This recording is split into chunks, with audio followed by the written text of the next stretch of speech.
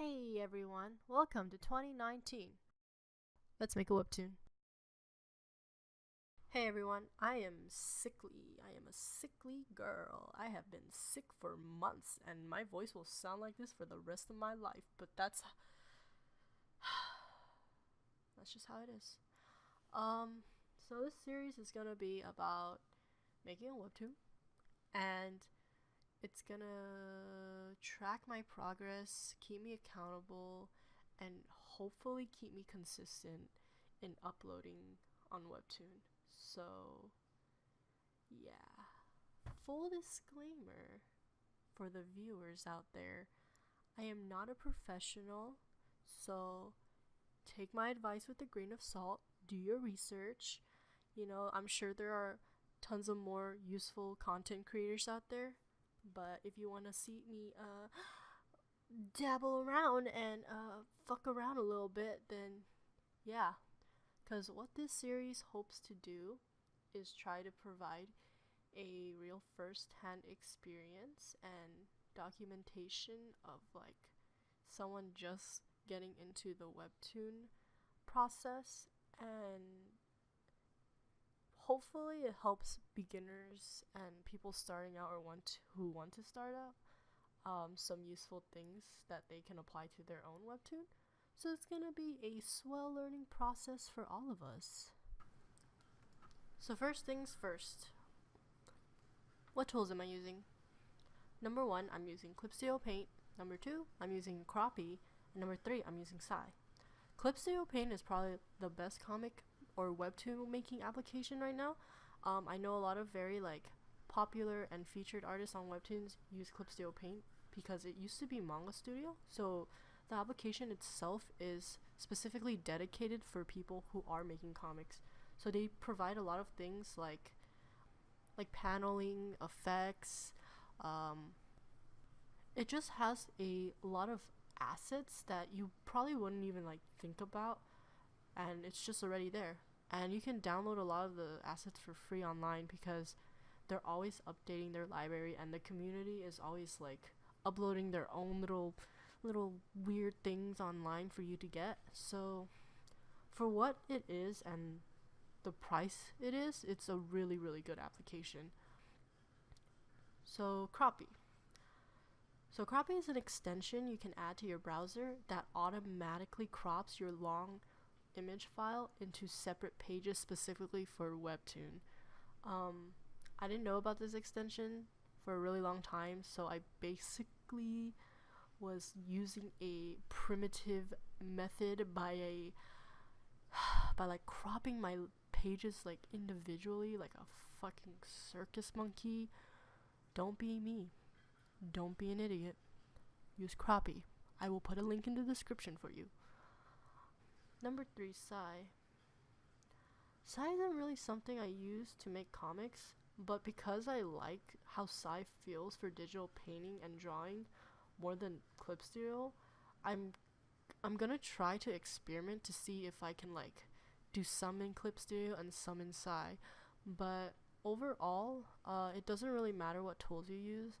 Whatever you're comfortable with is fine. It's just gonna be a little more difficult for you for some applications that do not have the features you'd probably want in a comic app, like some things like paneling, tones, textures, stuff like that. If they don't have a database of assets for you, it's a little harder.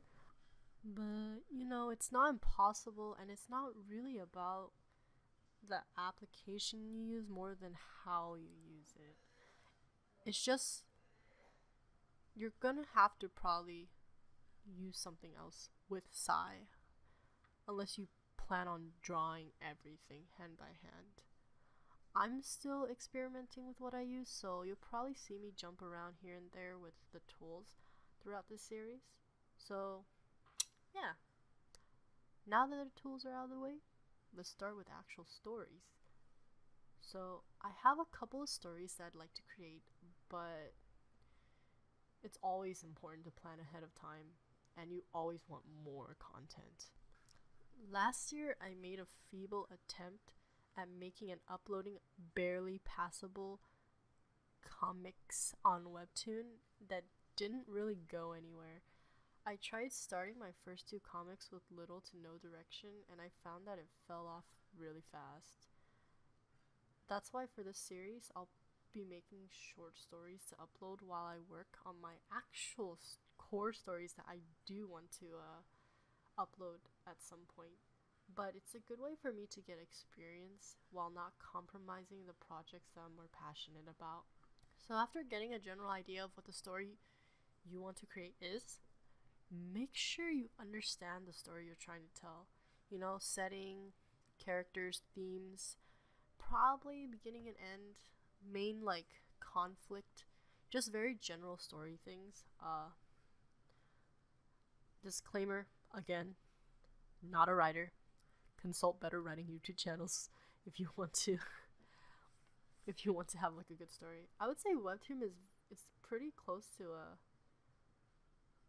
it's a very visual thing. So you could probably like look at script writing channels too, because a lot of, Webtoon is dialogue. But yeah, that's all I can give for now. What I'm also gonna try doing this week is designing characters.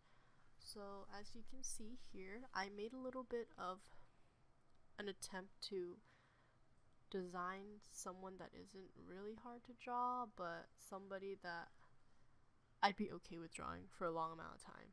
But this girl is obviously not going to be here for 80 or more chapters because I'm making a short story. So it'll be probably like for a couple of chapters or something.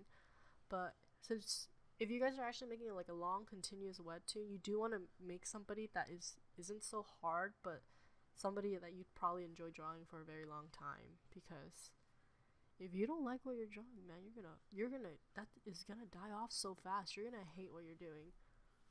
I have like some character reference sheets for my little baby children, so you can like reference back at what you want them to look like if ever you forget what your babies look like.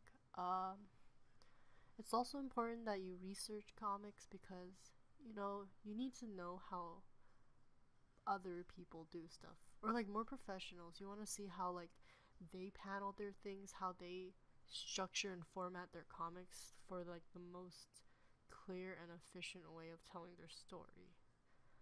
And some advice from my friend: you generally want to have a buffer as a rule of thumb, like 3 episodes, because let's be honest, stuff happens. If you want to consistently upload, you should have them as a backup, because honestly, you'll probably run through them anyway.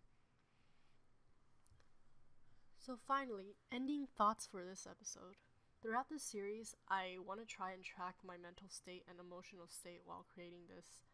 So some of the thoughts and concerns for this week's creation process, maybe like questions about how difficult it was for me, what did I learn, how long did it take me this time, how did I feel while making it, like what are some of the, mental gymnastics you go through while making a comic.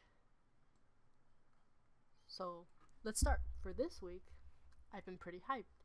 I'm doing a lot of preparatory work. I am excited to start creating again, and I'm ready to improve my skills. So far, everything seems pretty doable, but the weekly or bi-weekly updates, I don't know if I'll be able to do that, but we'll see how it goes. So yeah, that's the end of this video. Thank you guys for watching. Till next time, lovelies. Peace out.